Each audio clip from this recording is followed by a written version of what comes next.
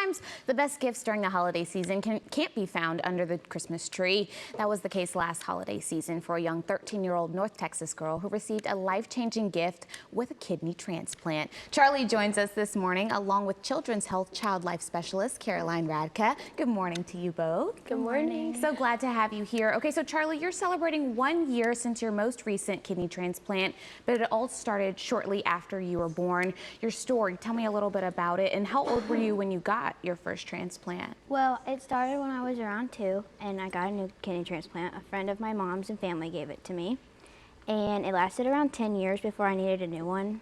And I was on dialysis like 5 months until last year, and then I got my kidney around Christmas last year.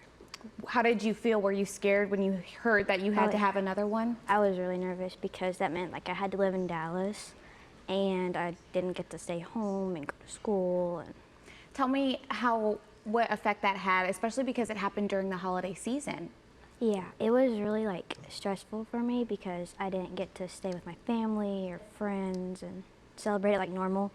And I was kind of like isolated. Yeah, so, that's tough. That's yeah. tough. Can you tell me about your relationship with Caroline? Caroline is like a best friend to me. She's always there for me at the hospital when I need her. And she's really kind. And she always like helps people around her, like forget about what's happening. Caroline, can you tell me about you guys' special bond? How did it form, especially through something that is so tough? Yeah, so I have been able to know Charlie for about 3 years now.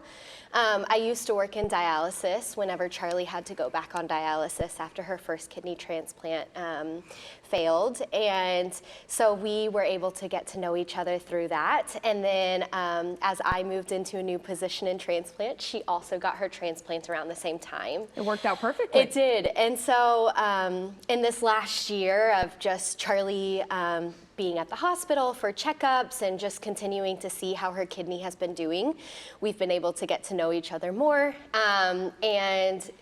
I've had the privilege of seeing Charlie in a lot of highs and a lot of lows, just with the ebb and flow of her medical journey. And the cool thing about Charlie is she wants the information straight. She wants it honest. She wants it to her. Yes. Talk to her directly. And so that is something that we have made it a point to do, is make sure that like she knows what's going on, because it's her body that it's all happening to. Yeah. And so we can just go back and forth, but also not focus on the medical stuff too.